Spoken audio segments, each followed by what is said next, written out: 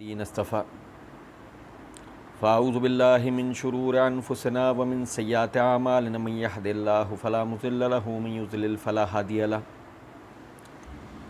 واشہد ان لا الہ الا اللہ وحدہ لا شریک له واشہد ان محمدا عبدہ ورسولہ اما بعد فإن خیر الحدیث کتاب اللہ وخیر الہدی ہدی محمد صلی اللہ علیہ وسلم وشر الامور محدثاتها وكل محدثة بدعة وكل بدعة ضلالة وكل ضلالة في النار. اعوذ باللہ السمیع العلیم من الشیطان الرجیم من حمزہ ونفخہ ونفثہ. بسم اللہ الرحمن الرحیم. اللہم صلی علی محمد وعلی آل محمد کما صلیت علی ابراہیم وعلی آل ابراہیم انک حمید مجید. اللہم بارک علی محمد وعلی آل محمد کما بارکت علی ابراہیم وعلی آل ابراہیم انک حمید مجید. رب اشرح لی صدری ویسر لی امری واحلل عقدۃ من لسانی یفقہوا قولی. رب زدنی علما.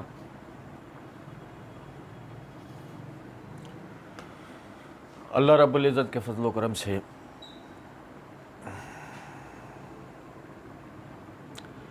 مرزا انجینئر کی تمام تر بددیانتیاں، دھوکے بازیاں، جھوٹ فریب، ان کو اللہ رب العزت کی دی ہوئی توفیق سے ہم تشتسبام کر رہے تھے. مرزا صاحب کے ہوتا نا کہ جادوگر کی جان جو ہے وہ ایک پرندے میں ہوتی ہے. تو مرزا صاحب بھی جادوگر ہیں. اظہار بند دکھا کر، یعنی اظہار بند پھینک کر سانپ دکھا رہے ہوتے ہیں. تو مرزا صاحب کی جو پروڈکٹ ہے،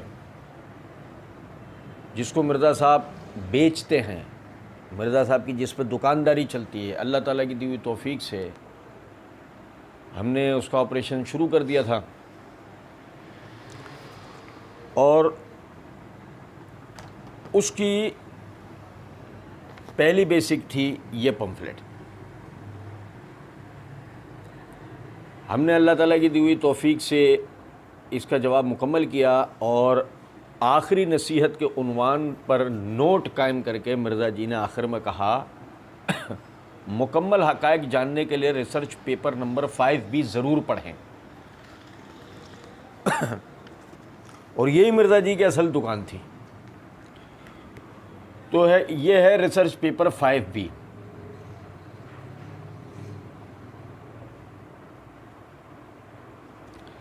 واقعہ کربلا کا حقیقی پس منظر 72 صحیح الاسناد احادیث کی روشنی میں. مرزا جی اس کو مطلب ایک چھوٹی سی بات سے میں آپ کی خدمت میں رکھوں کہ جب یہ پمفلٹ اپلوڈ ہوا تو مرزا جی نے بڑی مخالفتیں مرزا جی کی ہوئیں. آخر کار مجبور ہو کر مرزا جی کو مسئلہ number 157 100 questions on Sunni and Shia issues with engineer Muhammad Ali Mirza کے نام سے ایک ویڈیو 2 پارٹ پر مبنی اپلوڈ کرنی پڑی. بہرحال مسئلہ نمبر 157 میں یہ جب مرزا جی نے اپلوڈ کیا، وہ اصل میں سارا اس کی وضاحتیں تھیں اور اس کے جوابات تھے، یعنی اس کے اوپر اعتراضات کے جوابات تھے بقول مرزا جی کی. مسئلہ 157 میں ایک جگہ مرزا جی نے لکھا میرے بھائی آپ یہ پمفلٹ نہیں پڑھتے. یہ مرزا جی نے یہ پمفلٹ اٹھا کے دکھایا اور کہا آپ یہ پمفلٹ نہیں پڑھتے، یہ سمندر ہے. یہ کیا ہے؟ مرزا جی نے کہا یہ سمندر ہے. اور پھر مزید کچھ جملوں کے بعد کہتے ہیں اس میں سب کچھ ڈالا ہوا ہے، میں نے اس میں سب کچھ ڈالا ہوا ہے. تو آپ کو اندازہ ہوگا کہ مرزا جی کی دکانداری یہ اس پہ کھڑی ہے. اللہ تعالیٰ کی دی ہوئی توفیق سے آج سے اس کا آپریشن جو ہے وہ شروع ہوگا. اور اللہ ہی کی مدد شامل حال رہی تو انشاءاللہ ہم اسے پائے تکمیل کو پہنچائیں گے، اور ایسا کہ جیسا ہم نے ریسرچ پیپر 5-1 کا اللہ کا فضل و کرم سے جواب دیا، رافضیت اور نیم رافضیت کے ایوانوں میں مسلسل زلزلے طاری ہیں اس سے، اور سمجھیں بالکل اسی طرح یہ ریسرچ پیپر 5B کے آپریشن کا بھی انشاءاللہ یہی اینڈ ہونا ہے۔ مرزا جی نے 5A ریسرچ پیپر 5A جو اس کا پہلا حصہ تھا وہ 24 اکتوبر 2015 کو شائع کیا، جو ہمارے پاس موجود ہے، اس پر یہی ڈیٹ لکھی ہوئی ہے، اور دوسرا 10 سپٹمبر 2019 کو 5B جو ہے وہ 10 سپٹمبر 2019 کو جو ہے، یعنی کہ ہمارے پاس جو پمفلٹ ہے اس میں 10 سپٹمبر 2019 کی تاریخ درج ہے، لیکن اس میں کامن ایک چیز ہے، اور وہ کامن کیا ہے کہ 5A جو ہے وہ 10 محرم الحرام 1437 ہجری اس پر لکھا ہوا ہے اسلامی تقویم کے مطابق، اور 5B پر 10 محرم الحرام 1441 ہجری لکھا ہوا، یعنی اس کا مطلب یہ ہے ریسرچ پیپر A 5A اور 5B دونوں 10 محرم پر اس کی اشاعت ہوئی ہے، اور آپ سمجھ سکتے ہوں گے کہ 10 محرم پر جو مخصوص گروہ اپنی نشر و اشاعت کرتا ہے، سمجھ گئے نا، تو کتنی مماثلت ہے مرزا جی کی ان سے۔ ہاں کہنے والا کہہ سکتا ہے کہ یہ تو یعنی کہ 10 محرم پر جو ایک مظلومانہ شہادت کا واقعہ پیش آیا نبی صلی اللہ علیہ وسلم کے اہل بیت کے گھرانے کی، تو یہ ان سے اظہار عقیدت کی بنیاد کے اوپر جو ہے وہ 10 محرم پہ اپلوڈ کیا گیا۔ اچھا، جبکہ مزے کی بات ہے کہ مرزا جی اپنی ان ویڈیوز میں جن میں بدعت کے مسئلے پر بحث کرتے ہیں، وہاں اہل بدعت کی مشابہت سے پرہیز کرنے کی طرف توجہ دلاتے ہیں۔ اب اگر مرزا جی سے کو پوچھے کہ جی محرم میں جو یہ سارے معاملات ہیں ہوتے ہیں یہ شرعاً صحیح ہے، تو مرزا جی کہیں گے نہیں، ایسے لوگوں سے کسی بھی طرح کی مشابہت صحیح ہے۔ تو ہم سمجھتے ہیں کہ مرزا جی کا جواب یہی ہوگا کہ جی ہاں ان سے مشابہت نہیں ہونی چاہیے۔ اچھا، اب غور طلب نکتہ ہے کہ پھر کیا ایسی بات ہے کہ مرزا جی نے اس کو 10 محرم پر جو ہے اس کی اشاعت رکھی، کیونکہ بات سیدھی ہے، یہ ہاتھی کے دانت ہیں، یہ دکھانے کے اور ہیں اور کھانے کے اور۔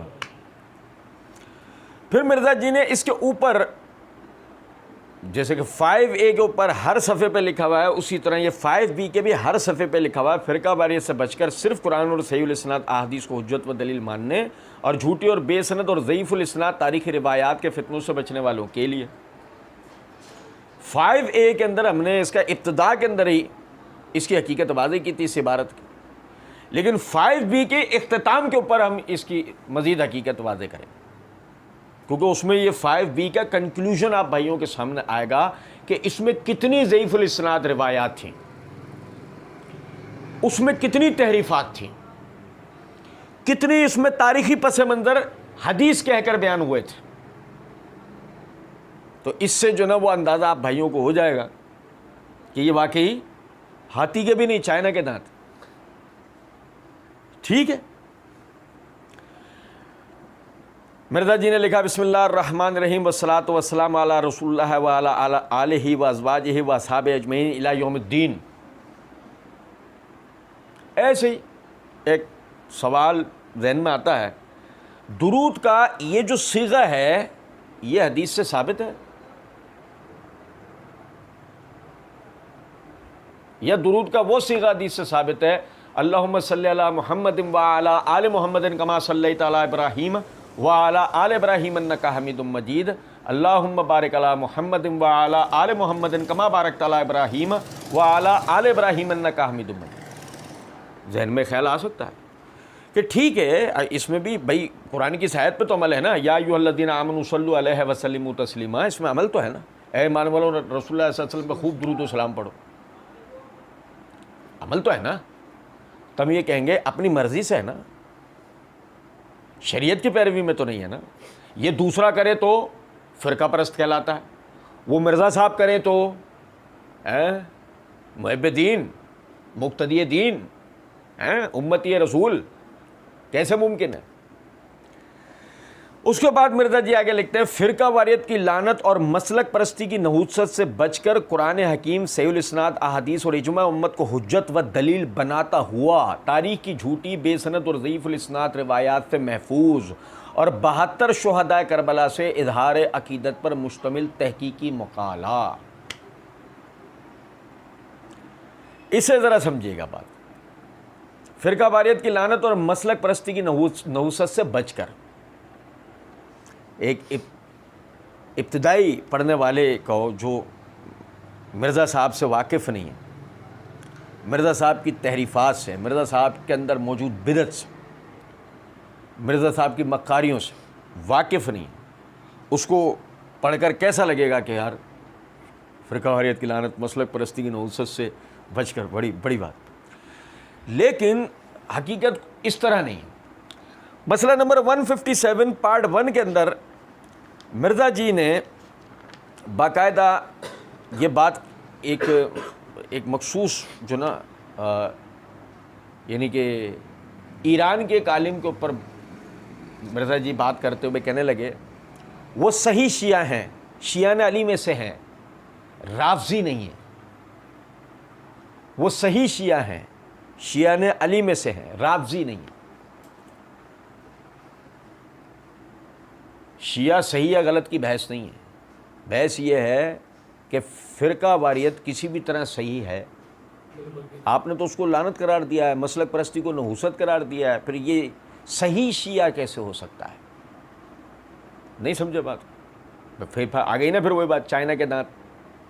اچھا, پھر اسی طریقے سے آپ دیکھیں مسئلہ نمبر 157 پارٹ 1 کے اندر ہی مرزا جی نے لکھا, یعنی مرزا جی کو جو لوگ رافضی کہتے ہیں, تو مرزا جی نے ان کے جواب کے اندر, آپ کو پتہ نا مرزا جی کے اندر ایک طلاق یافتہ عورت تو رہتی ہے نا, جو جھگڑے پھڈے کے لیے, تانے بازی کے لیے ہر وقت تیار رہتی ہے, تو اسے تو کسی بھی طرح کے اپنے اوپر لگے الزام یا لگنے والی تہمت کا یا تانے کا کسی بھی طرح کا کوئی مسئلہ ہوتا ہی نہیں ہے. تو مرزا جی نے بالکل اسی طرح یہ بات کی. یہ ہمیں ہی نہیں صرف کہہ رہے, یہ ہمارے بزرگوں کو بھی ان کے بزرگوں نے رافضی کہا ہوا ہے, تو یہ سرٹیفکیٹ ہے الحمدللہ. یعنی مرزا جی کو جو رافضی کہا گیا بقول مرزا جی کے, وہ پہلے بعض حضرات محدثین یا بعض لوگوں کو بھی رافضی کہا ہوا ہے, تو یہ تو سرٹیفکیٹ ہے. مرزا جی نے اس کے ساتھ بولا کیا ہے؟ الحمدللہ. تو اگر فرقہ واریت ایک لعنت اور مسلک پرستی ایک نحوست تھی تو اس پر آپ کو الحمدللہ کہنا بنتا تھا؟ نہیں. چلے پھر اس کے بعد مرزا جی نے مسئلہ 157 پارٹ 2 کے اندر ایک جگہ پہ یہ بات کی, ہم علی کے شیعہ ہیں, ہم علی کے شیعہ ہیں, پولیٹیکل ٹیم, ہم علی کے شیعہ ہیں پولیٹیکل ٹیم میں, ٹھیک ہے نا, شیعہ نے علی. مرزا جی آپ ہی نے تو کہا فرقہ واریت کی لعنت اور مسلک پرستی کی نحوست سے بچنا, تو پھر آپ شیعہ کیسے ہو گئے؟ چاہے کسی کے بھی ہوں, کیسے ہو گئے؟ کیونکہ جب آپ کو پتہ ہے کہ یہ ٹرم شیعہ, یہ ٹرم آج فرقہ پرستی کی علامت ہے, آپ وہ کیسے ہو گئے؟ نہیں سمجھے؟ اچھا جی. پھر اس کے بعد مرزا جی مسئلہ 157 پارٹ 2 مرزا جی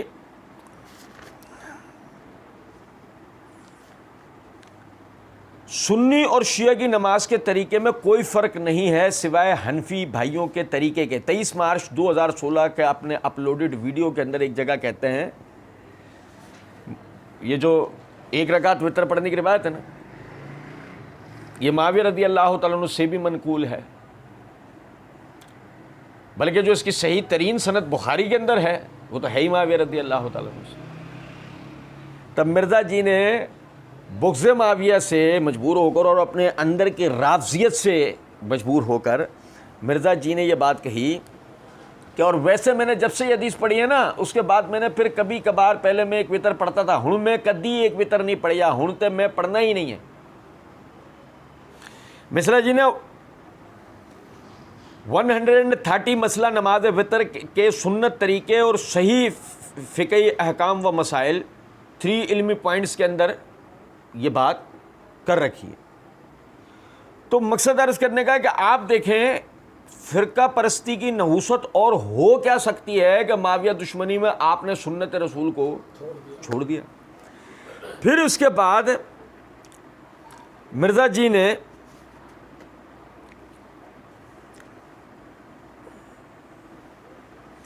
ایک ویڈیو مختصر سے ایک اپلوڈ کری. مرزا جی کے ایک اندھے بہرے لنگڑے لولے مقلد کو ایک مسجد کے اندر نمازیوں نے زد و کوب کیا, کیونکہ آپ کو پتہ ہی ہے کہ مرزا جی کے جتنے بھی اندھے بہرے لنگڑے لولے مقلد ہیں وہ نرے جاہل, متعصب, تنگ نظر اور انتہا درجے کے بدتمیز و بد اخلاق. صحیح, تو ظاہر ہے یہ وہ رنگ ہر جگہ سوشل میڈیا پہ تو دکھاتے ہیں. انہوں نے اس کو عام زندگی کے اندر دکھانے کی کوشش کی ہوگی, سمجھایا گیا ہوگا, نہیں مانے, لوگوں نے کوٹ دیا. اب جب لوگوں نے کوٹ دیا یہ بات مرزا جی تک پہنچی تو مرزا جی نے بھی تو کسی طرح اپنے آلوں کو سنبھالنا ہی تھا نا. تو مرزا جی نے 24 فروری 2022 کے اپنے اس نماز سے روکنے والے مولویوں کو لاسٹ وارننگ کے عنوان سے ایک کلپ اپلوڈ کیا. ہم نے اللہ کی دی ہوئی توفیق سے اس کا بہت زبردست مرزا صاحب کو جواب دیا تھا. اس میں مرزا جی نے ایک جگہ کہا اسلامی نظام اگر نہیں آتا اس ملک میں اس سے بہتر ہے کہ یہ سیکولر ہو جائے, کم از کم مسلمانوں کو آزادی تو ہو جس طرح کافر ملکوں میں آزادی ہے. اب آپ اندازہ کریں فرقہ واریت مسلک پرستی تو درکنار, سیکولرزم خود ایک مذہب ہے. گویا کہ مرزا جی لوگوں کو دین کی پیروی سے ہٹا کر سیکولرزم کی طرف مائل کرنے پر گامزن ہے. لیکن ابتدائی پڑھنے والوں کو اس اپنے دکان سے کیا تاثر دیتے ہیں کہ جی میں فرقہ واریت یا جو فرقہ واریت کی نحوست سے لوگوں کو بچا رہا ہوں, نہیں بلکہ الٹا اسلام سے بھی باہر نکال کے کسی اور مذہب کی طرف لے جانا چاہ رہے ہیں. اچھا, پھر کہتے ہیں کہ فرقہ واریت کی لعنت اور مسلک پرستی کی نحوست سے بچ کر قرآن حکیم صحیح الاسناد احادیث اور اجماع امت کو حجت و دلیل بناتا ہوا. یہ تو بھی ہم پورا اس کو پڑھیں گے کہ یہ کیسے ان کو دلیل بناتا ہوا جا رہا ہے. تاریخ کی جھوٹی بے سند اور ضعیف الاسناد روایات سے محفوظ. یہ اندر یہ جب ہم پڑھیں گے نا تو یہ تو آپ کو پتہ لگے گا ہی کہ آیا یہ اس سے محفوظ ہے یا نہیں. لیکن قطع نظر اس کے مرزا جی نے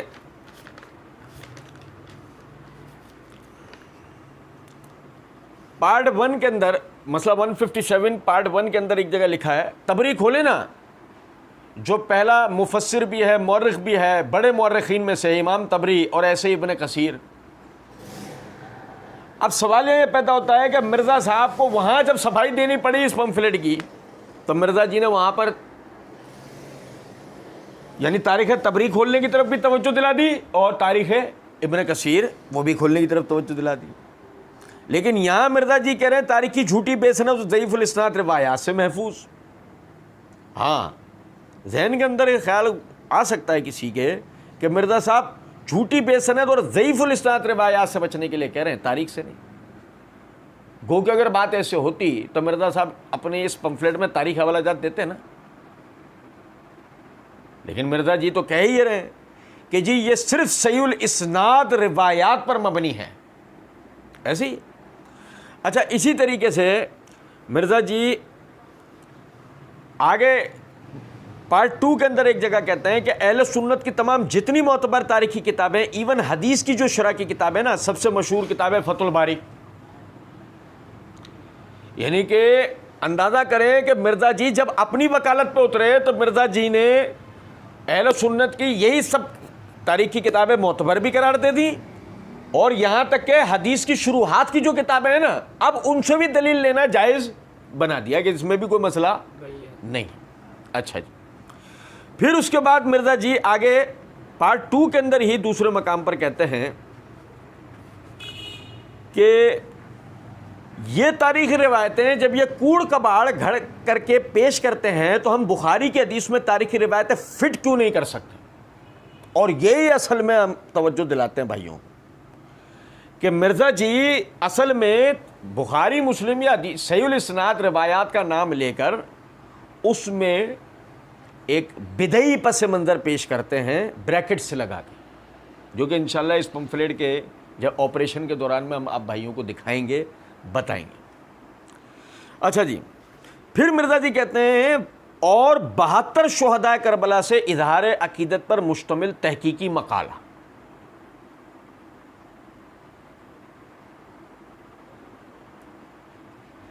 دیکھو یہاں سے جاگنے کی ضرورت ہے، رسیاں پھینک دی گئی ہیں، سانپ دکھائے جائیں گے، سمجھے گا ذرا بات کو۔ 72 شہداء کربلا سے اظہار عقیدت پر مشتمل تحقیقی مقالہ۔ اچھا جی، پہلے تو تحقیقی پہ ذرا غور کیجیے گا، میں نے توجہ دلائی تھی تھوڑی دیر پہلے آپ۔ یہ اتنا تحقیقی کام ہے مرزا جی کا کہ مرزا جی کہتے ہیں میرے بھائی آپ یہ پمفلٹ نہیں پڑھتے، یہ سمندر ہے۔ کچھ جملوں کے بعد کہتے ہیں اس میں سب کچھ ڈالا ہوا ہے، میں نے اس میں سب کچھ ڈالا ہوا ہے۔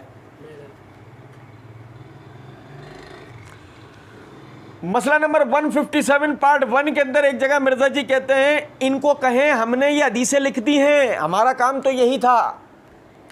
جو شیخ زبیر نے بھی آپ کو نقوی صاحب کہا تھا کہ علی کا کام تھا کہ حدیثیں لکھ دی ہیں، میں نے فہم تو لکھا ہی نہیں ہے اس کے اوپر، میں نے اس کے اوپر فہم تو حدیثیں لکھ دی۔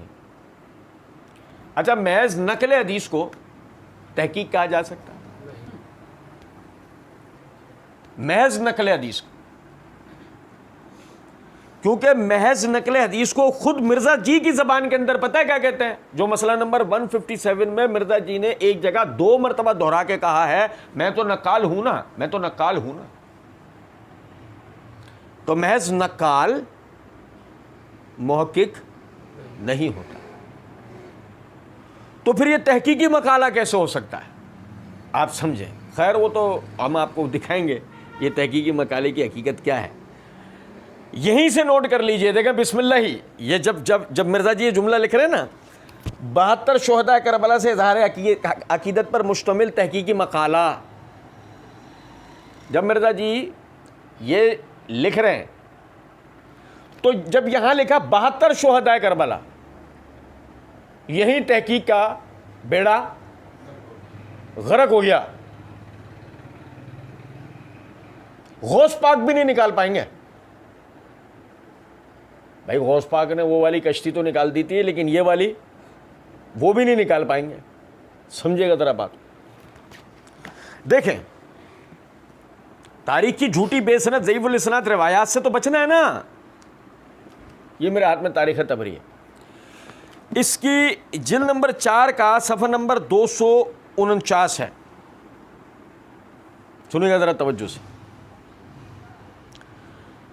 اچھا، اس کو امام ابو جعفر محمد بن جریر طبری رحمۃ اللہ علیہ نے اس سند سے بیان کیا، قال ابو مخنف عن عبداللہ بن عاصم عن ضحاک بن عبداللہ المشرقی۔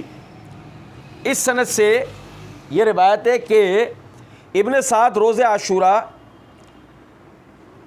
یعنی شنبہ کا دن تھا یا جمعہ صبح کی نماز جب پڑھ چکا تو اپنی فوج کو ساتھ لے کر نکلا۔ حسین رضی اللہ تعالیٰ عنہ نے بھی اپنے انصار کی صفیں جمائیں، ان کے ساتھ صبح کی نماز پڑھی۔ آپ کے ساتھ 32 سوار اور 40 پیادے تھے، 32 سوار اور 40 پیادے، 40 اور 32 72۔ یوں یہ 72 کی گنتی کی روایت آئی۔ راوی کون ہے؟ ابو مخنف۔ اور سنیں ذرا بات کو، یہ میرے ہاتھ میں میزان الاعتدال ہے، اس کی جلد نمبر 5 کا صفحہ نمبر 508 پر امام ذہبی رحمۃ اللہ علیہ فرماتے ہیں لوط بن یحییٰ ابو مخنف اخباری تعلف لا یوثق بہ۔ لوط بن یحییٰ یا ابو مخنف، اس کا نام ہے لوط بن یحییٰ، مطلب تاریخ بیان کرنے والا ہے، لا یوثق بہ، کسی نے بھی اس کی توثیق نہیں کی۔ ترکہ ابو حاتم وغیرہ ہو، امام ابو حاتم وغیرہ دیگر محدثین نے تو اس کو متروک قرار دیا ہے۔ امام دارقطنی ضعیف کہتے ہیں، ابن معین کہتے ہیں لیس بثقہ، یہ قابل اعتبار نہیں تھا۔ دوسری مقام پہ کہتے ہیں لیس بشیء، یہ کوئی چیز نہیں تھا۔ ابن عدی کہتے ہیں شیعی محترق، امام ابن عدی کیا کہتے ہیں؟ شیعی محترق، جلا ہوا شیعہ تھا۔ اب بھائی 72 صحیح الاسناد تاریخی روایات میں 72 شہداء کی روایت کون بیان کرتا ہے؟ شیعی محترق، ضعیف الحدیث، متروک الحدیث، لیس بشیء، لیس بثقہ۔ سنیں ذرا بات کو، اور یہ میرے ہاتھ میں الموضوعات من احادیث المرفوعات ہے، اس کی جلد نمبر 1 کا صفحہ نمبر 305 ہے۔ امام ابن الجوزی رحمۃ اللہ علیہ، جن کو مرزا جی کہتے ہیں محدث ابن الجوزی، وہ کہتے ہیں ابو مخنف ایک روایت کی سند پہ بات کرتے ہوئے کہتے ہیں وفی حدیث ابن عباس ابو صالح الکلبی و ابو مخنف وکلہم کذابون۔ یہ ابن عباس والی روایت میں ابو صالح کلبی اور ابو مخنف ہیں، یہ سارے جھوٹے تھے، یہ سارے۔ ابو مخنف کون تھا؟ کذاب، جھوٹا۔ اور اسی طریقے سے یہ دیکھیے گا تنزیۃ الشریعۃ المرفوعہ عن الاحادیث الشنیہ والموضوعہ، امام عراقی کی، اس کی جلد نمبر 1 کا صفحہ نمبر 98۔ لوط بن یحییٰ ابو مخنف کذاب تالف، لوط بن یحییٰ ازدی جھوٹا روایت بنانے والا تھا۔ 72 کا عدد کس نے دیا ہے؟ 72 کا عدد دیا ہے ابو مخنف نے۔ اور یہیں سے مرزا جی کے تحقیقی مقالے کی شرعی حیثیت، آپ کو علمی حیثیت آپ کو سمجھ میں آئی کہ کتنا علمی سے۔ ذہن میں خیال یہ آ رہا ہوگا کہ جی مشہور تو ہمیشہ سے یہی ہے کہ جی 72 تھے۔ سنیں ذرا بات، ہم یہ کہتے ہیں 72 ہو، 100 ہو، 50 ہو، تعداد ثابت نہیں ہے، صرف سمجھنے کی بات یہ ہے یہ ایک انتہائی افسوسناک، اندھوناک اور انتہائی ظالمانہ حادثہ تھا جس کے نتیجے میں حضرات اہل بیت شہید ہوئے۔ ہمیں اس سے غرض نہیں ہے کہ وہ حضرات کتنے تھے، ہمیں غرض یہ کہ ایک آدمی بھی اگر شہید ہوا تو مظلوم شہید ہوا، ایک آدمی بھی، ایک شخصیت بھی اگر وہاں کوئی ادنا سے ادنا شہید ہوتی تو بات۔ نبی صلی اللہ علیہ وسلم کی نواسے، جنتی نوجوانوں کے سردار سیدنا علی بن ابی طالب رضی اللہ تعالیٰ عنہ کے چہیتے بیٹے حسین بن علی بن ابی طالب رضی اللہ تعالیٰ عنہ اس واقعے میں شہید ہوئے ہیں۔ 71 لوگوں کو معاف، اللہ ہمیں معاف کرے، 71 لوگوں کو معاف۔ یہ ایک کی شہادت ہمیں کافی ہے، یہ ایک کی شہادت ہمیں کافی ہے کہ یہ ہمارے لیے جو نا بڑا دردناک واقعہ ہے۔ لیکن 72 من گھڑت عدد ہے۔ کچھ بات آ رہی ہے سمجھ میں یا نہیں؟ 72 من گھڑت عدد ہے، تو ذرا سمجھیں جب 72 من گھڑت عدد ہے تو صحیح الاسناد احادیث کی روشنی میں کیسے آئے گا؟ یہیں سے آپ اندازہ کریں کہ تحقیقی مقالہ نگار کی تحقیق کا علمی حال کیا ہے۔ اس کے بعد مرزا جی نے آگے لکھا کل 200 احادیث اہل سنت کی مستند کتابوں سے ہیں، کل 200 احادیث اہل سنت کی مستند کتابوں سے ہیں۔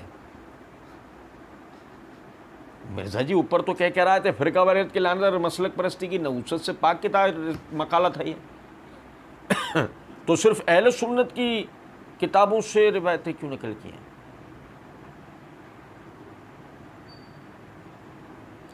جب مرزا جی یہ لکھ رہے تھے تو بیک گراؤنڈ کیا ہے؟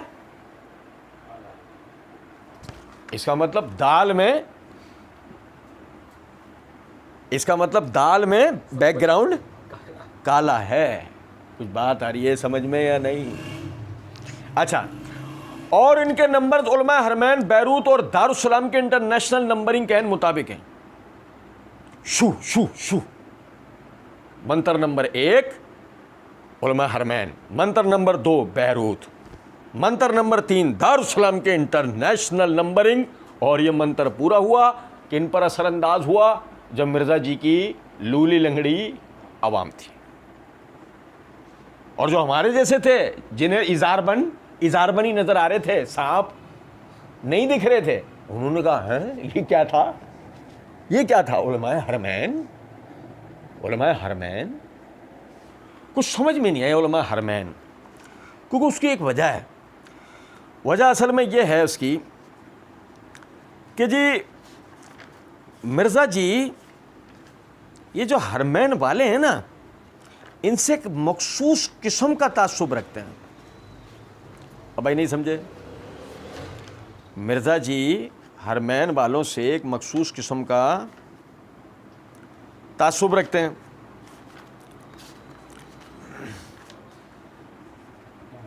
نوپور شرما کے حوالے سے مرزا صاحب نے جو ویڈیو بنائی ہے اس کے اندر مرزا صاحب ایک جگہ پہ کہتے ہیں خیر یہ جتنے عرب ممالک ہیں آپ نے دیکھا ہوگا پہلے جب کبھی بھی گستاخانہ ایشوز ہوتے ہیں فرانس کے حوالے سے یورپ کے حوالے سے ان کے ہمیشہ یا تو کوئی اسٹیٹمنٹ آتی نہیں ہے یا ہلکی کوئی ڈھیلی اسٹیٹمنٹ آتی ہے, بس اس سے زیادہ آگے یہ جاتے نہیں ہیں, محاذ کھڑا نہیں کرتے, نہ ہی ملکوں کو خطوط لکھتے ہیں.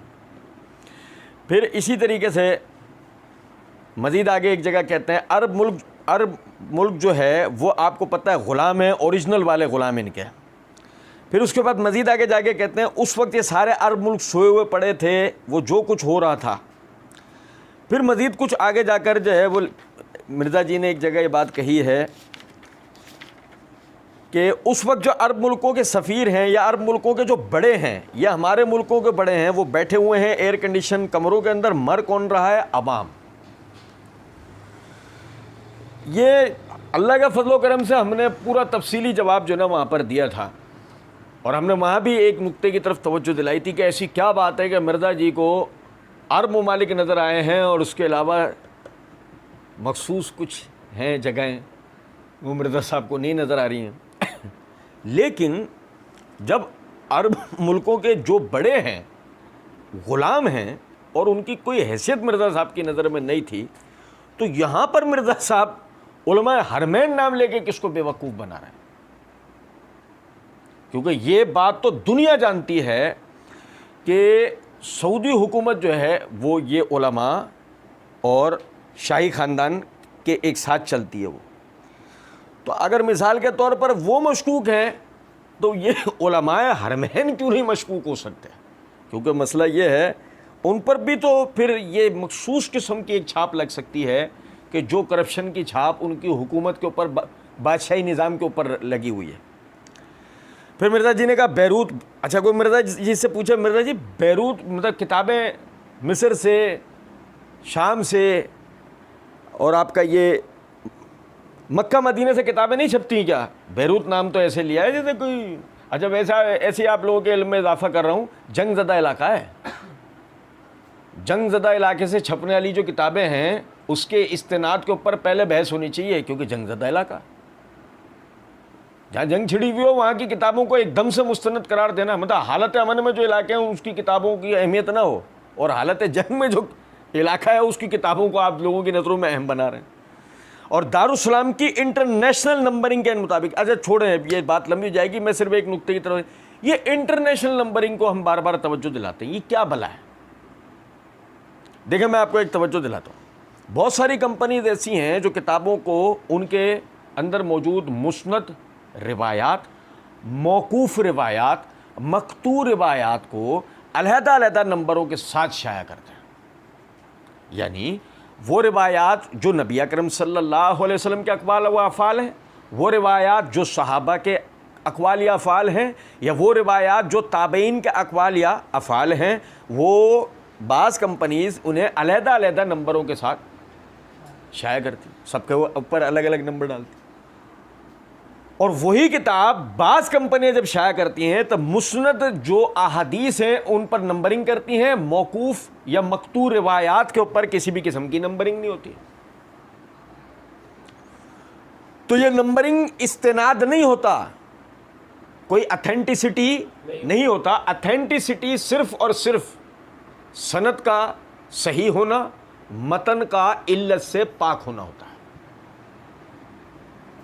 یہ بات سمجھ رہے ہیں؟ سند صحیح ہو, متن ہر قسم کی علت سے پاک ہو.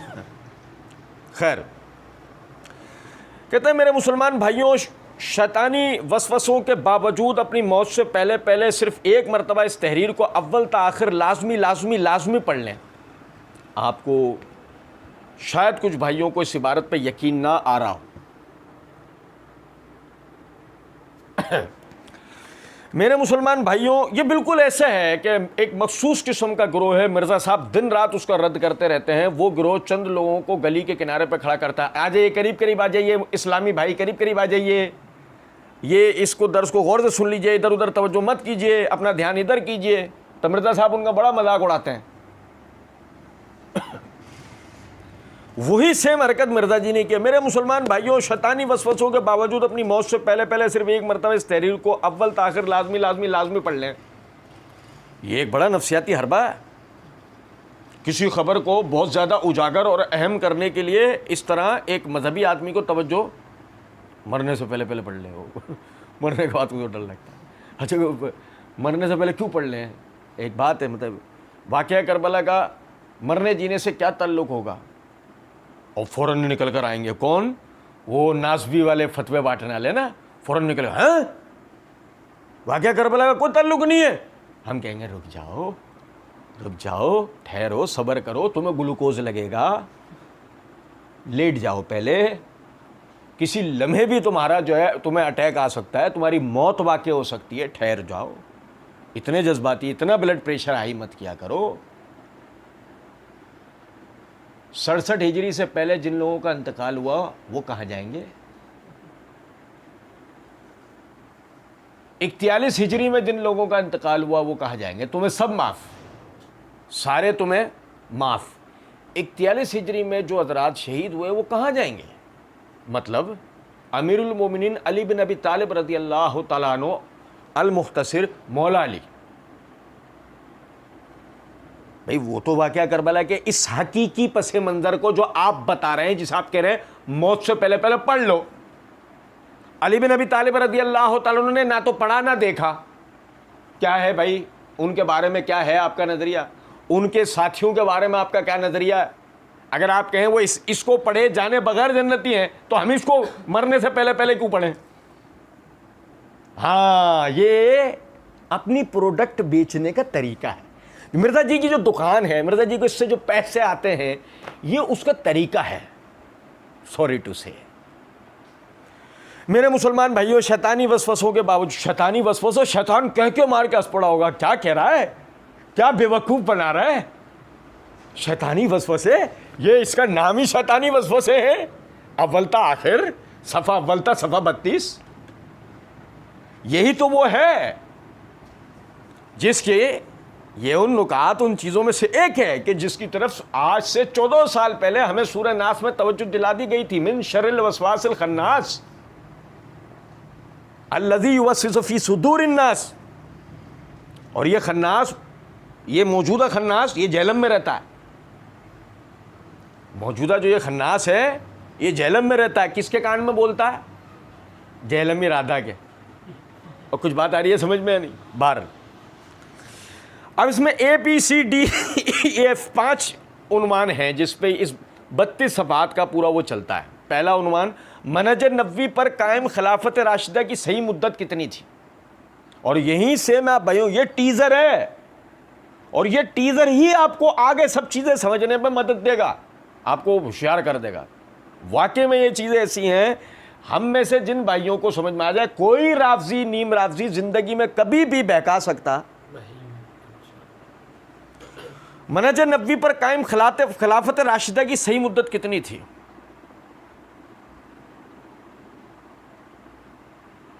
ہر رافضی اور نیم رافضی سے یہاں سے ہمارا سوال نمبر 1, ریسرچ پیپر 5B پہ ہم سوالات پیش کریں گے. مرزا جی کے حواریین, مرزا جی کے سہولت کار اور مرزا جی کے مقلدین کے لیے. سوال نمبر 1, منہج نبوی پر قائم خلافت راشدہ کی صحیح مدت کتنی تھی؟ یہ تو آپ کا سوال ہوا. اس میں ہمارا ایک سوال ہے, خلافت راشدہ منہج نبوی والی کون سی ہوتی ہے؟ وہ ذکر کیا آپ نے, یا اس پہ کوئی آپ کا پمفلٹ ہے؟ خلافت راشدہ منہج نبوی والی وہ کون سی ہوتی ہے؟ آسان تر جواب, آسان ترین جواب یہ ہوگا جو سیرت نبوی کے مطابق ہو. تو پھر تو آپ کو پہلے سیرت بتانی چاہیے تھی. یا اور آسان ترین کہ جس میں نبی صلی اللہ علیہ وسلم کی خلافتی و سیاسی زندگی ہو, تو وہ آپ کو بتانی چاہیے تھی نا. اور یقین کیجئے کہ اگر اسے بتا دیا جائے تو جو خلافت, ملوکیت, سلطانیت کا جو تصور علیحدہ علیحدہ جو پیش کیا جاتا ہے وہ تصور ڈاماڈول ہو جائے گا. آپ سمجھ رہے بات؟ اس کے بعد آگے اور خلافت کے اہل حقیقی خلفائے راشدین کون تھے؟ نہیں سمجھے؟ دیکھو بھائی سننا ذرا بات کو. اب تم لوگ تو اب تک یہ سمجھتے آئے ہو نا ابو بکر، عمر، عثمان، علی. بھائی ہمارے یہاں زیادہ تر کیا کہ 4 کو خلیفہ راشد کہا جاتا ہے، پھر یاد دلایا جاتا ہے، پھر ایسوں کو سب کو یاد دلایا جاتا ہے. عمر بن عبدالعزیز، او ہاں سوری 5، پھر مزید یاد دلایا جاتا ہے، پھر مزید یاد دلایا جاتا ہے، پھر مزید یاد دلایا جاتا ہے. تو پھر ذہن میں آتا نہیں یار 4 نہیں، یہ ہم غلط. خلفائے راشدین تو اور بھی ہیں، صحیح. اور اللہ تعالیٰ کے فضل و کرم سے صحابہ بحیثیت حکمران امت اس کے اندر ہم نے ثابت کیا کہ یہ تو کثیر ہیں. 4 میں یہ حصر نہیں ہے، یہ گنتی 4 میں نہیں ہے، تو کثیر ہیں. اور پھر سمجھے گا خلافت کے اہل حقیقی خلفائے راشدین کون تھے یہ بتائے گا کون؟ جمہوریت پسند، سیکولر پسند، ووٹ ڈالنے والا چوچو.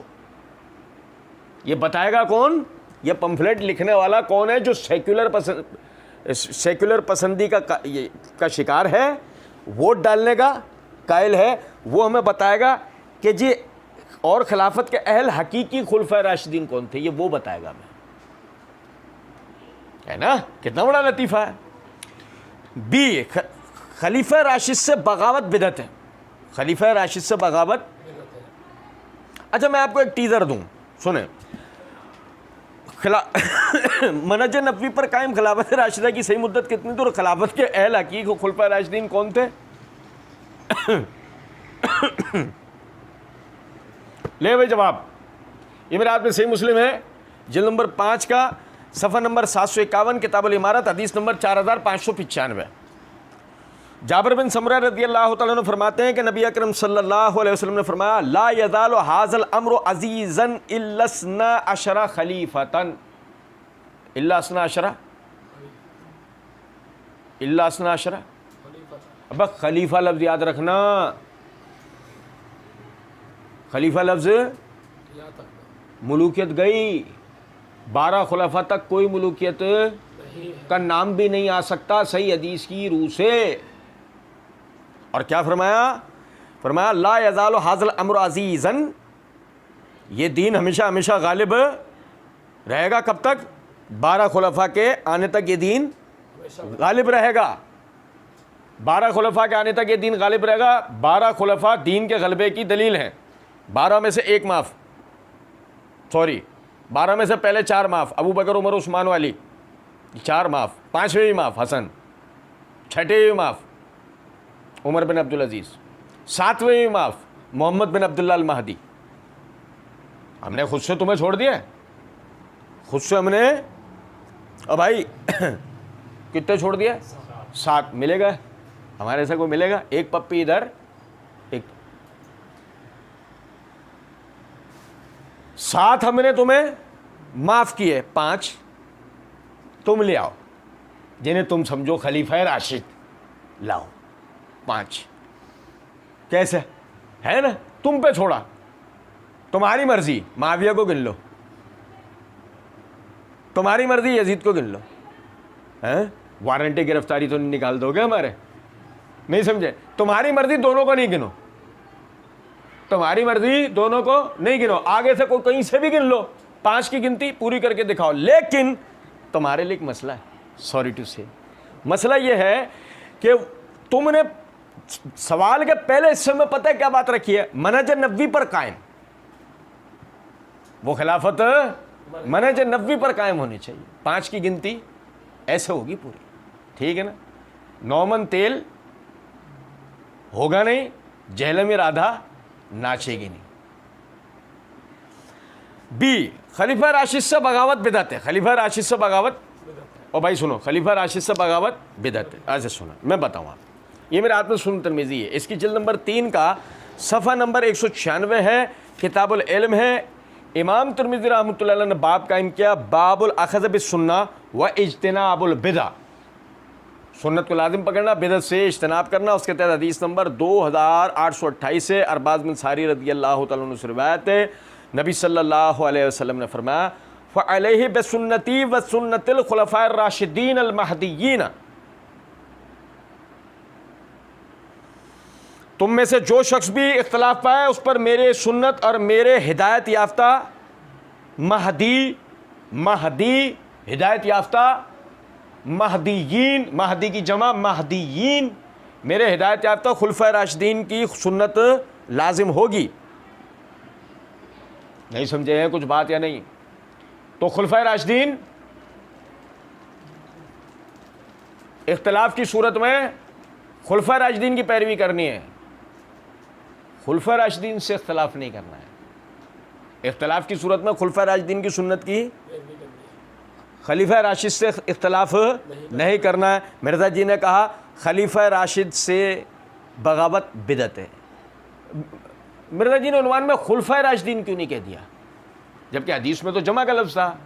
مرزا جی نے خلیفہ راشد کیوں کہا ہے؟ کیونکہ اس کی وجہ ہے مرزا جی آگے ہی عثمان رضی اللہ تعالیٰ عنہ سے اختلاف کریں گے، معاویہ رضی اللہ تعالیٰ عنہ سے اختلاف کریں گے، اور ڈی کے تحت لکھ بھی دیا ہے چوتھے خلیفہ راشد، ڈی کے تحت لکھ بھی دیا ہے چوتھے خلیفہ ہے راشد، جس کا مطلب یہ ہے کہ جو خلیفہ راشد کہا گیا ہے وہ اصل میں مرزا جی تاثر دے رہے ہیں صرف علی رضی اللہ تعالیٰ عنہ کا، اور حدیث میں صرف ان کا نام نہیں ہے بلکہ جمع کا لفظ ہے خلفاء راشدین۔ یہی وجہ ہے کہ مجبوراً مرزا جی کو بھی چوتھے خلیفہ راشد بولنا پڑا، اور مدعی لاکھ پر بھاری ہے گواہی،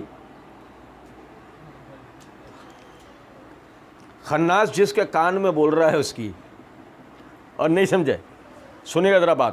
مسئلہ نمبر 157 پارٹ 1 کے اندر مرزا جی ایک جگہ کہتے ہیں علیکم بسنتی کے تحت یہ تو ہے ہی مخالفین کے بارے میں کہ ان کے مخالفین بدعت پہ ہوں گے، ان کے مخالفین بدعت پہ ہوں گے، اور کچھ جملوں کے بعد کہتے ہیں بھائی یہ حدیث ہے ہی خلفاء راشدین کے بارے میں کہ ان کے مخالفین بدعت پر ہوں گے، خلیفہ راشد نہیں، خود مرزا جی نے کیا کہا؟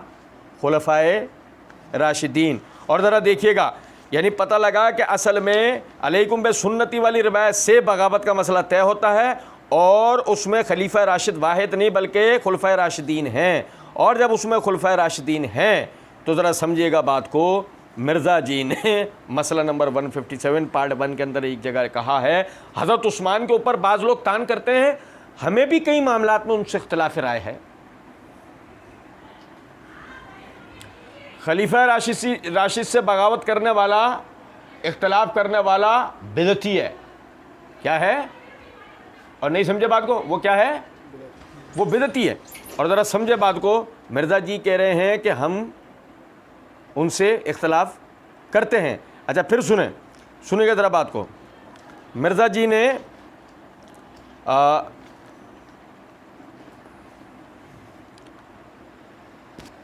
پارٹ 2 کے اندر، مسئلہ 157 پارٹ 2 کے اندر ایک جگہ کہا اگر حضرت معاویہ رضی اللہ تعالیٰ عنہ کی غلطیوں کو ہم غلطیاں نہیں کہیں گے تو ہم حق اور باطل، غلط اور صحیح کے معیار کو خطرے میں ڈال دیں گے۔ آپ اندازہ کریں مرزا جی کی نظر میں خلیفہ راشد سے اختلاف کرتے ہوئے اس کی غلطی کو بیان کرنا یہ حق اور باطل کا معیار ہے، تو اس سے بڑھ کر مرزا جی کی بدعت کا ثبوت خود ان کی اپنی تحریرات کی روشنی میں کیا مل سکتا ہے؟ پھر اسی طریقے سے آپ دیکھیں کہ مرزا جی نے پارٹ 2 کے اندر ایک جگہ معاویہ رضی اللہ تعالیٰ عنہ کی اغلاق اپنے گمان میں بیان کی، اور کہتے ہیں مجھے تو ترس آتا ہے ان کے اعمال جب دیکھتا ہوں، مجھے تو ترس آتا ہے ان کے اعمال جب دیکھتا ہوں، تو میں کہتا ہوں اللہ تعالیٰ ہی معاف کرے یار، دعا ہی کر سکتے ہیں۔ مرزا جی کو معاویہ رضی اللہ عنہ کے اعمال پر، خلیفہ کے اعمال پہ ترس آ رہا ہے، نہیں سمجھ میں آ رہی کچھ بات؟ چل ٹھیک۔ اسی طریقے سے پھر مرزا جی نے پارٹ 2 کے اندر دوسرے مقام پر یہ بات کہی ہے، قتل عمار کے بعد یہ بات ڈیفائن ہو چکی ہے کہ معاویہ کی غلطی اجتہادی نہیں ہے بلکہ یہ ہٹ دھرمی پہ مبنی غلطی ہے۔ خلیفہ راشد کے کام کو مرزا جی کیا کہہ رہے ہیں؟ ہٹ دھرمی۔ اچھا ہاں، ذہن کے اندر یہ خیال آ سکتا ہے نہیں وہ اس وقت کون سے خلیفہ تھے؟ اچھا خلیفہ نہیں ہوں تو ان سے اختلاف کرے گا، تو کیا ہے پہلے بھی اور اب بھی اور آگے بھی، تو مستقبل میں کیا ہوگا؟ تو پہلے بھگوڑا تھا، تو آج بھگوڑا ہے، اور تو مستقبل میں مرحوم ہوگا. اللہ نہ کرے شہید تو نہیں ہوں گے نا، اور اللہ نہ کرے کسی چیز پر بھی فاتح ہو سکتے ہیں. کچھ تو حق بیان کرے نا آدمی جو فاتح بھی کہلائے کسی چیز کے اوپر. ہاں مطلب خود مرزا جی کی زبانی، مجھے فتنہ بولو. فتنہ تو ہو سکتا ہے، فاتح نہیں ہو سکتا. کہتے ہیں جنگ جمل، صفین اور نہروان میں سیدنا علی رضی اللہ عنہ کی حقانیت اور شہادت سیدنا عثمان رضی اللہ تعالیٰ عنہ، یہ عنوان. اچھا اس پہ ہم آگے بات کریں گے. سی، رسول اللہ صلی اللہ علیہ وسلم نے اپنی وفات سے 1 مہینہ قبل مستقبل میں ہونے والے حکومتی بگاڑ سے متعلق غیبی خبریں دے دی تھیں.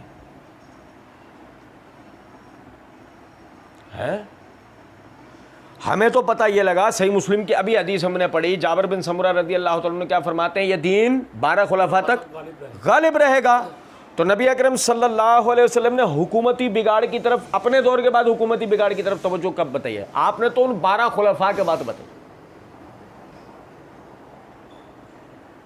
سمجھ رہے ہیں بات کو یا نہیں؟ اور پھر وہ حکومتی بگاڑ جو ہے مرزا جی، ایک سمجھے ذرا بات کو، اس کا سدھار کیا ہے؟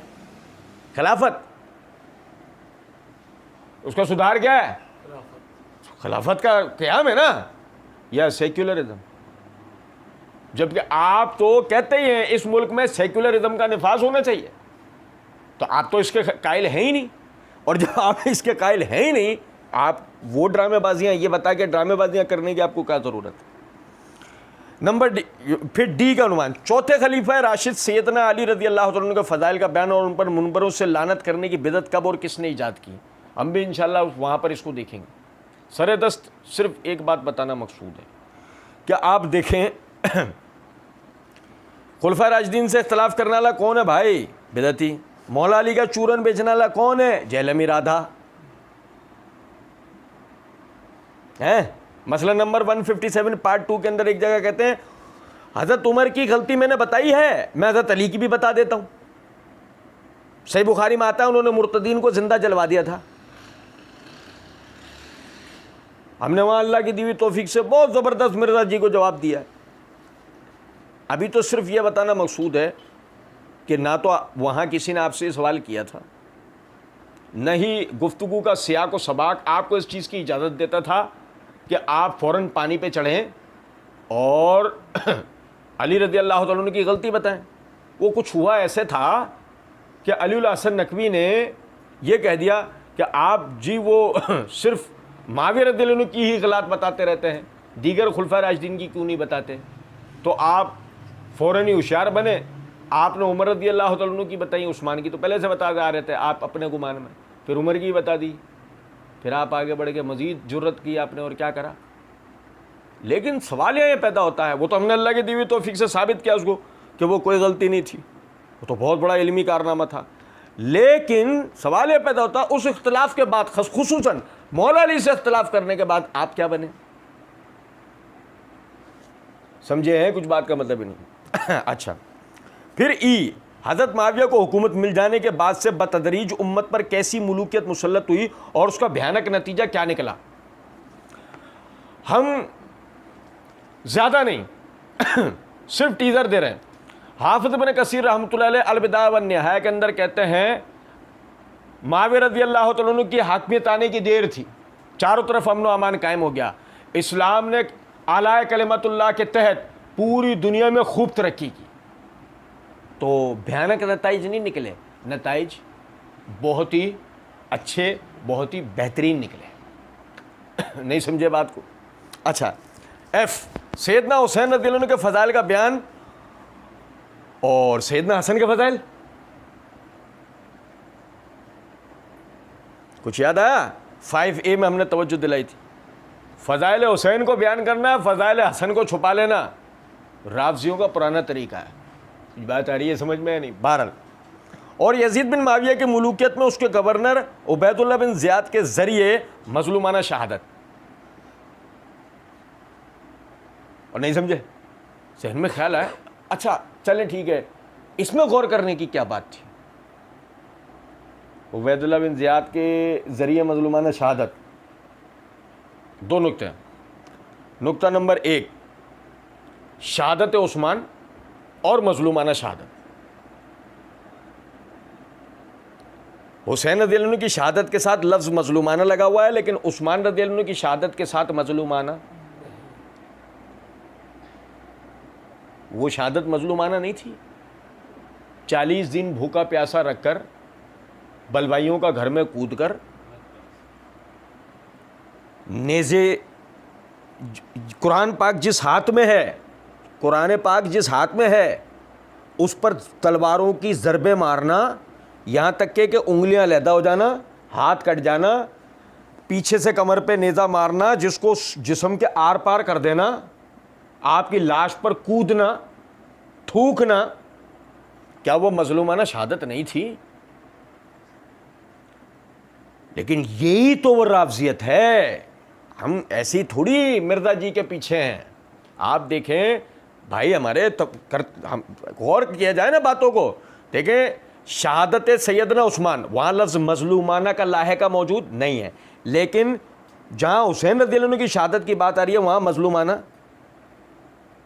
ہم کہتے ہیں کہ حسین رضی اللہ تعالیٰ عنہ کی شہادت مظلومانہ تھی تو سیدنا عثمان کی بھی تو تھی، وہاں کیوں نہیں یہ بات؟ اور یہی تو وجہ ہے کہ 72 صحیح الاسناد روایات تم نے اکٹھی کرنے کی کوشش کی، واقعہ کربلا پہ، واقعہ ثانیہ شہادت عثمان پہ تم نے ایسا کوئی پمفلٹ کیوں نہیں تیار کیا؟ کیونکہ مسئلہ یہ ہے کہ اب آ جائیں دوسرے نقطے پہ، کہ جب آپ عثمان پہ پمفلٹ تیار کرتے تو آپ کو قاتلین حسین گھومتے پھرتے نظر آتے ہیں۔ اور یہ جو آپ نے کہا نا، اور یزید بن معاویہ کی ملوکیت میں اس کے گورنر عبید اللہ بن زیاد کے ذریعے مظلومانہ شہادت، وہ سارا تاثر جو آپ یزید اور عبید اللہ بن زیاد کے ہی گلے جو ڈالنا چاہ رہے تھے اور اصل قاتلین کو، اپنے آبا و اجداد کو جو بچانے کی کوشش آپ کر رہے تھے، وہ ناکام ٹھہرتی۔ اس لیے آپ نے شہادت سیدنا عثمان پر کوئی آج تک پمفلٹ لکھا نہیں ہے، لیکن اس کے اوپر آپ لکھنے بیٹھے۔ ابھی اس میں تفصیل باقی ہے، بقیہ انشاءاللہ آئندہ ہم پڑھیں گے۔ وما علینا الا البلاغ۔